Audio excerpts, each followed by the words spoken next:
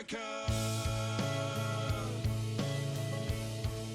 And welcome to the Costa Mesa Pettis Perspective. This is episode 30. Thank you for watching. My name is Jeff Pettis.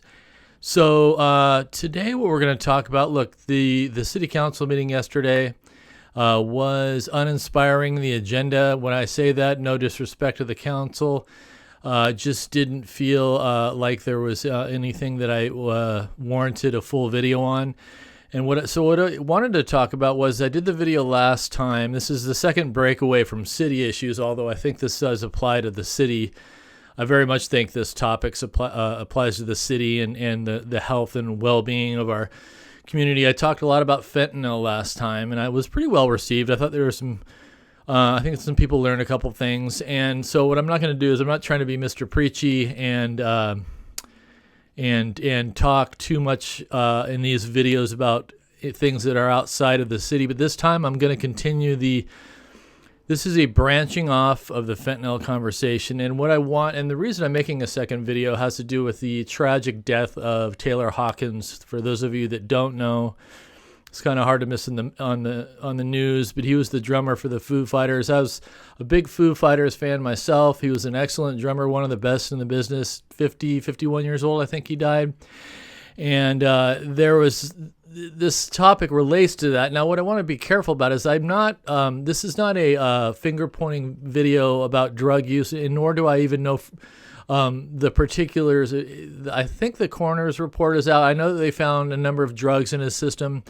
And I'm not even making the claim that he actually died of an overdose from drugs or if it was even related at all. I have my suspicions, but what I don't want to do out of respect for him and his family, and also not having all the facts of the case, I don't want to be so presumptuous about the actual cause of his death. But I can speculate, and it helps prompt a discussion on a couple other issues. So we talked a lot about fentanyl, respiratory depression, and what that can do to somebody and kill them.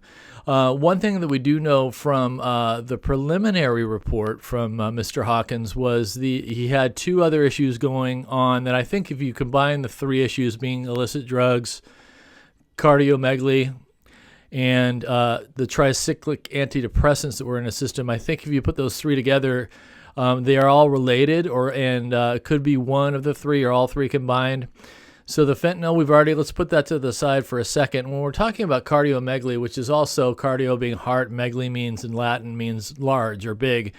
So we know that the average heart is 300 grams plus or minus, and I think the autopsy or the preliminary autopsy said his heart came in at 600 grams, which he was about double the heart size of the average adult male. And cardiomegaly, it's important to point out that it's not a disease or a disorder in itself. It is something that it's either congenital or it's meaning you had it at birth, or it is the result of some other dysfunction in the physiology of your body. What would those be?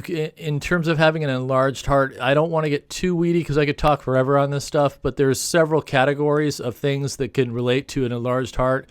One being congenital, which I mentioned. Two, it could be a virus or a bacteria, which can create what they call myocarditis, which is the sac around the heart becomes infected, and the heart can actually if you think of like a balloon overfilled with water, can enlarge that way. Or the more common etiology for an enlarged heart would be you have four valves in your heart. It could be a dysfunctional heart valve. It could be congenital, not congenital. It could be congestive heart failure, meaning clogged arteries, coronary artery issues, ventricular. I don't want to get too much into it, but the heart is damaged in some way and ceases to function properly. So the result is an enlargement of the walls of the ventricles, one of the ventricles, usually the left one. And if you have an enlarged heart, it's diagnosed beginning with a chest x-ray. And you think of the heart muscle as being a big pump, as we all know that. It's about the size of your fist. And its job is to, if you have blue, means venous blood is coming to the heart, through the lungs, into the heart. It gets oxygenated, and red blood is aortic blood leaving the heart and feeding the body. So your heart's responsible for that whole process. Now, if it's enlarged, it ceases to function. It's kind of like a pump that isn't working quite right. So this can cause all kinds of issues down into the renal system, or it can cause just all matter of abnormalities can happen. It can be managed through medication and some other things too. But if you have fentanyl in the body, then you have cardiomegaly going on. That's compounding the problem. And the third thing they found was tricyclic antidepressants in his system. Now, that's important to me because there's many different types of antidepressants. The most common are what they call selective serotonin reuptake inhibitors, SSRIs, which would be your Prozac, your Lexapro.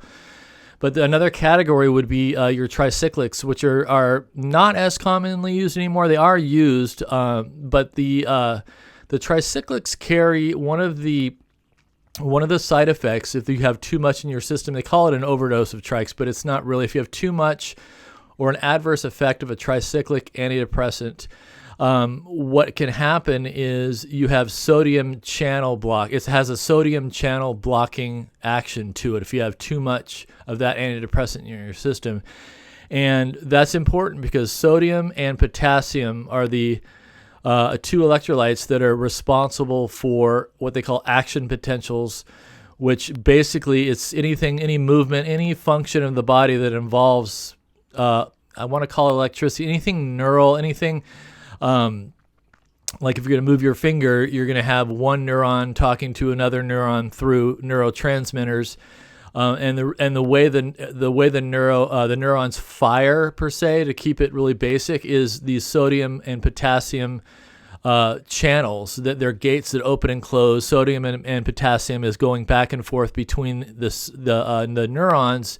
The neuron depolarizes and fires, and then that's how you have neural transmission. Now, if you have blocked that through too much tricyclic antidepressant in your system, you have a dysfunction in the sodium channels.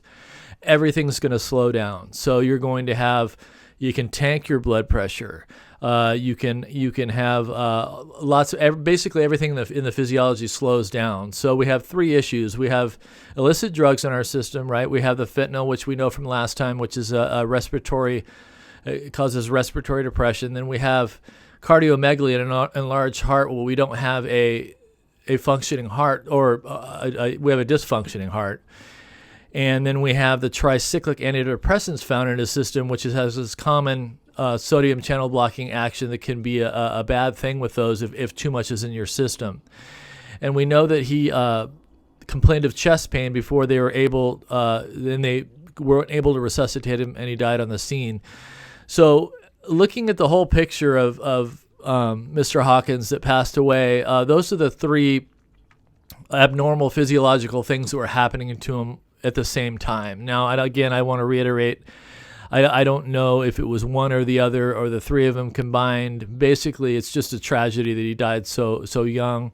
But I thought it was worth pointing out what was happening with him and the possible, when you kind of do detective work and when you're in nursing as long as I've been in, or you have medical in your family, this stuff's very interesting. And I really, again, it's a tragedy, and I think it's this is kind of more of a public service announcement, I guess, because these are all things to be looking out for out there in the community. Be kind to yourself. Be good to each other. Together we can get it done. Bye for now.